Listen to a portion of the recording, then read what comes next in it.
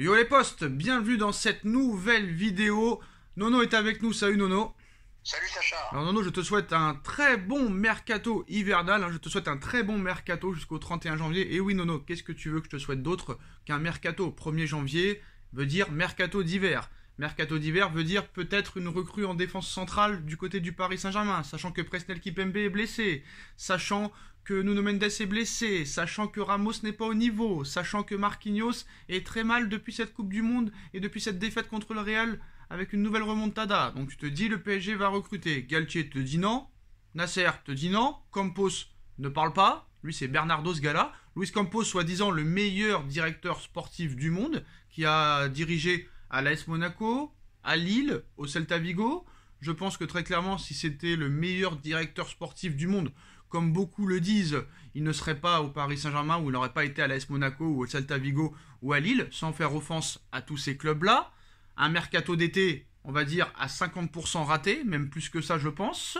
Et là, on nous explique qu'il n'y aura pas de renfort cet hiver. Alors Nono, après l'échec Milan Skriniar cet été et cet hiver, malgré que le joueur soit en fin de contrat dans quelques mois, on vient d'apprendre que ce mercato d'hiver, Nono, dont c'est le premier jour aujourd'hui, commence très très fort. The Athletic en Angleterre nous apprend que Benoît Badiachil, défenseur central de l'AS Monaco et international français, va signer chez les Blues à Chelsea pour la maudite somme de 37 millions d'euros. Benoît Badiachil, qui était sur la shortlist de Florentino Pérez et d'Ancelotti l'été dernier, va signer à Chelsea pour 37 millions d'euros. J'ai envie de te dire, 21 ans, le joueur international français, 37 millions d'euros, c'était cadeau. Échec de Skriniar, échec de Benoît Badiachil, qui pourtant a joué à l'AS Monaco, club qu'a dirigé Campos. Très clairement, est-ce que Luis Campos c'est le directeur sportif idéal pour le Paris Saint-Germain? Et que penses-tu de cette effroyable situation au PSG, comme quoi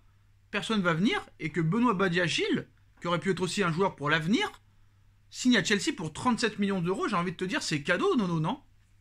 Ah ben à ce prix-là, c'est cadeau, 21 ans, international, c'est cadeau. Ben après un mercato estival loupé pour moi, et ben voilà, tu passes à côté de 2-3 belles opérations. Les pépites brésiliennes nous passent à côté, tout le monde nous passe à côté. Et puis là, la grosse question, est-ce que le PSG est en difficulté financière pour ne pas recruter avec les besoins qu'il y a, quoi? Le PSG en difficulté financière, le PSG va vendre 15% des parts pour 600 millions d'euros, QSI pèse plus de 300 milliards, un budget à 1 milliard, et tu penses que le PSG a des problèmes financiers, Nono? Ah ben je pense que c'est par rapport aux fair play financiers qui sont bloqués, justement. D'accord. Donc il n'y a que les autres clubs qui peuvent recruter, sauf le Paris Saint-Germain, donc. Ah ben on répète toujours les mêmes choses, voilà. Eh ben non, malheureusement, Nono, ce n'est pas vrai, parce que quand tu es prêt à mettre plus de 40 millions d'euros sur Axel Disasi l'été dernier et que tu vois pas Badiachil à 37 millions d'euros, peut-être que c'est un peu les dirigeants qui sont incompétents, ne pas mettre la faute sur l'argent, Nono. Alors c'est un problème de la direction, c'est un problème. Et je pars parce que Galtier répète pareil que ce que dit Nasser, ils ont besoin de personne. Alors soit ils ne voient pas clair, soit il y a un problème, parce qu'il y a des besoins urgents. Alors Kimpembe blessé un mois, Nuno Mendes blessé, Sergio Ramos qui n'avance pas, qui n'arrive plus à faire une passe, Marquinhos très très mal. Mais là, les dirigeants ne voient pas qu'il y a un problème et ils veulent continuer comme ça. Donc comment tu peux te dire dirigeant et directeur sportif d'un club en expliquant que tu ne vas pas recruter? Là, je suis désolé. Là, je comprends pas, Sacha, puis on pleurera au mois de mars. Voilà, on se fera démonter au milieu et en défense centrale, et après, il faudra pas pleurer, quoi. Voilà. Alors Nono, tu m'intéresses.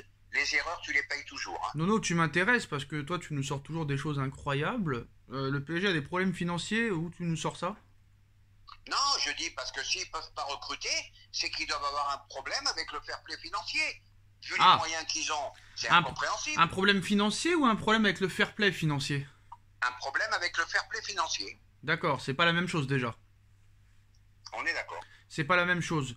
Donc tous les autres clubs peuvent recruter sauf le Paris Saint-Germain. Ça veut dire ça maintenant? Je pense pas quand même. Parce que 37 millions d'euros, je pense pas que tu vas avoir des problèmes avec le fair play financier si tu dépenses 37 millions d'euros pour un joueur. Alors faudra m'expliquer pourquoi ils veulent pas recruter alors. Ouais, je peux demander à Campos si tu veux. Ah bah Campos, je commence à être très très déçu. Pas de mise au vert pour le match contre Lens. Les joueurs ont fait ce qu'ils veulent pendant le réveillon. Tu joues contre le deuxième ce soir. Frank Hayes, l'entraîneur du Racing Club de Lens, est très confiant pour le match de ce soir. Le Racing Club de Lens prépare ce match depuis plus d'un mois maintenant. On dit même que contre Nice, ça n'a pas joué à fond pour être très clairement prêt pour ce match de ce soir. Paris va faire le déplacement en bus le jour même. J'ai envie de te dire, Nono, avec tous les blessés qu'il y a en plus, Messi, Neymar, Nuno Mendes, Presnel Kipembe, une défense qui n'est pas en confiance, un milieu qui est transparent, pas d'attaque. Ça va être compliqué ce soir. Est-ce que ça va être la première défaite du Paris Saint-Germain ce soir, Nono?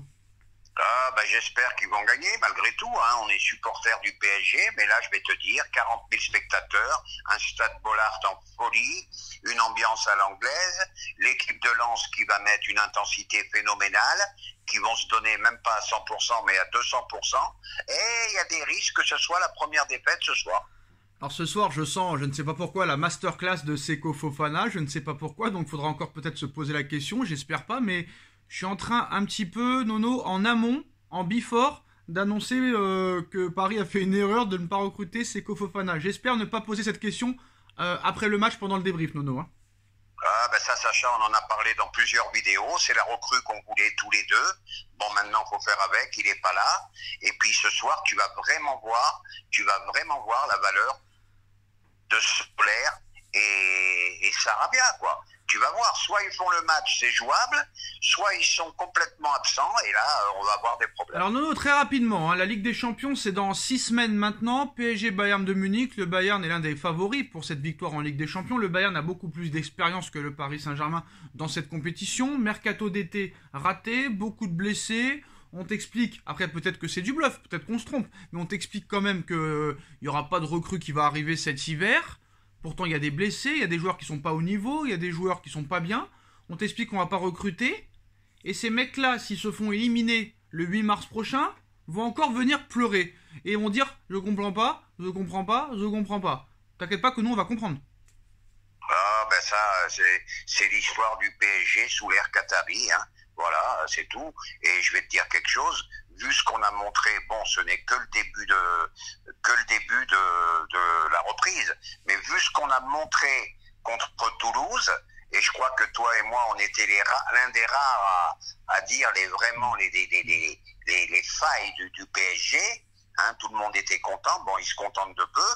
Mais là, je vais te dire, là, je commence à être un petit peu inquiet quand même. Bon, Nono, il a fait un peu trop la fête hier soir, je pense. C'était contre Strasbourg, le Racing Club de Strasbourg. Strasbourg, pardon. Maintenant, il y a un match ce soir, on verra bien ce qui va se passer. Est-ce que, Nono, hein, je vais être très dur dans mes propos, est-ce que le PSG doit se faire massacrer ce soir pour que les dirigeants ouvrent les yeux pour voir qu'il faut recruter?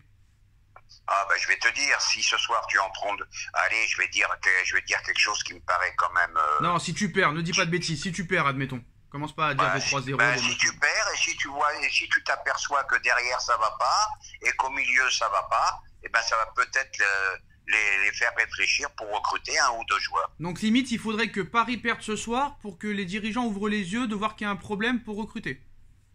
J'ai bien peur que oui.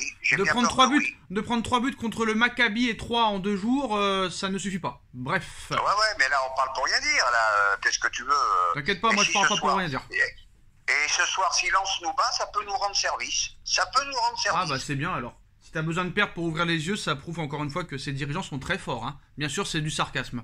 Nono, dernière information juste avant de finir cette vidéo, très très vite. La Fédération brésilienne de football attendrait Zidane dans les prochaines semaines pour qu'il y signe son contrat. Un contrat de 3 ans et demi lui a été proposé, c'est-à-dire jusqu'à la Coupe du Monde 2026.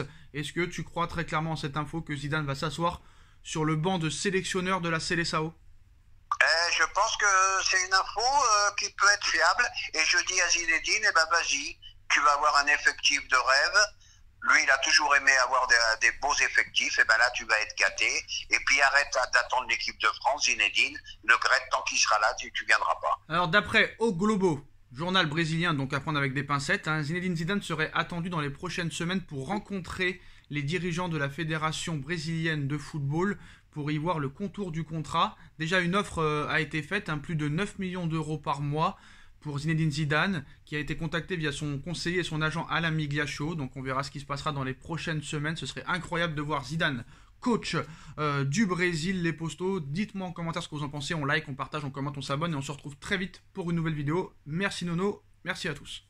Merci Sacha.